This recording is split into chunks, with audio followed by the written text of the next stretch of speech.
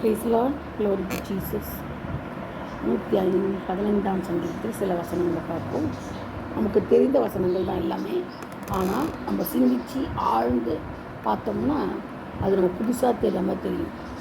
எல்லாம் வேதத்திலும் தான் சொல்லப்படுது, வேதத்தில் தான் இருக்குது. நமக்கு எல்லாமே தெரிஞ்சது தான். நம்ம ஒரு நல்ல புத்திசாலியாக கூட இருக்கலாம், ஞானியாக கூட இருக்கலாம்.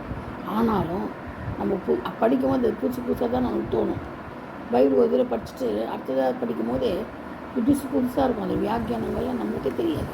படித்தோமா, நம்ம படிக்க விட்டுட்டோம் இந்த வசனத்தை அப்படி நினைப்போம். அப்படி ஆண்டவர் புதுசாக தருவார் எல்லாமே காரியங்களை.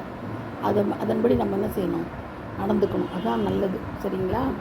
அது மட்டும் இல்லை, இப்போ 115ஆம் சங்கீதத்தில் 3ஆம் வசனத்தில் பார்த்தோம்னா, நம்முடைய தேவன் பரலோகத்தில் இருக்கிறார், தமக்கு சித்தமானவர்கள் யாவையும் செய்கிறார். தமக்கு சித்தமான யாவையும் செய்கிறார். தேவன் எங்கே இருக்கிறாரு? பரலோகத்தில் இருக்கிறார். நம்முடைய தேவன் பரலோகத்தில் இருக்கிறார், தமக்கு சித்தமாக எல்லாம் செய்கிறார். ஒன்று விடாமல் நம்ம கேட்காதது எல்லாத்தையும் அவர் செய்கிறார். ஒன்று. ரெண்டாவது பாருங்கள், அவர்களுடைய விக்கிரகங்கள் வெள்ளியும் பொன்னும் மனுஷனுடைய கைவேலையுமாக இருக்கிறது. அவைகளுக்கு வாயிருந்தும் பேசாது, அவைகளுக்கு கண்ணிருந்தும் காணாது. பார்த்தீங்களா? யார் இது? அவர்களுடைய விக்கிரகங்கள்.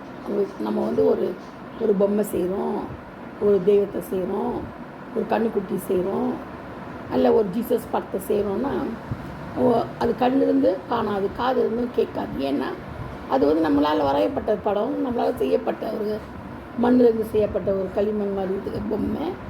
நம்ம செய்கிறது, நம்ம படைக்கிறது தான் தெய்வம் கிடையாது. தெய்வம் தான் நம்மளை படைக்கும், சரிங்களா? தெய்வம் தான் நம்மளை படைக்கும். நம்ம தெய்வத்தை படைக்கவே முடியாது. ஒரு நாளும் படைக்க முடியாது. பாருங்கள், ஒரு நாளும் படைக்கவே முடியாது. அதுதான் ரொம்ப ஆச்சரியம். அதனால் நம்ம என்ன செய்யணும், அந்த தினமும் நம்ம அதை யோசிக்கணும். நம்ம தெய்வத்தை படைத்தோமா, தெய்வம் நம்மளை படைக்குதான்னு யோசிக்கணும்.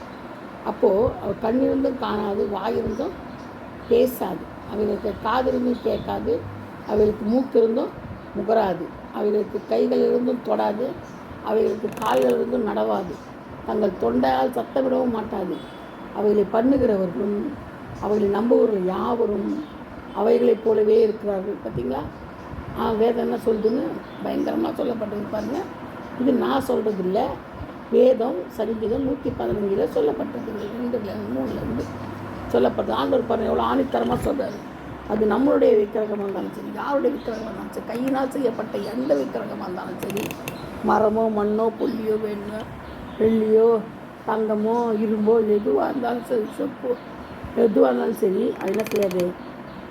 சொல்லப்பட்டபடி விக்கிரகங்கள் வெள்ளியும் பொண்ணு மனுஷனுடைய கை வேலையுமாக இருக்கிறது. மனுஷனுடைய கை வேலை தான் அது, இல்லையா? அது இதான் செய்யாது, பேசாது, நடக்காது, உணராது, கேட்காது, முகராது, அந்த மாதிரிலாம் இருக்குது. காலில் நடக்காது, தொண்டையை சத்தமிடவும் கூடாது.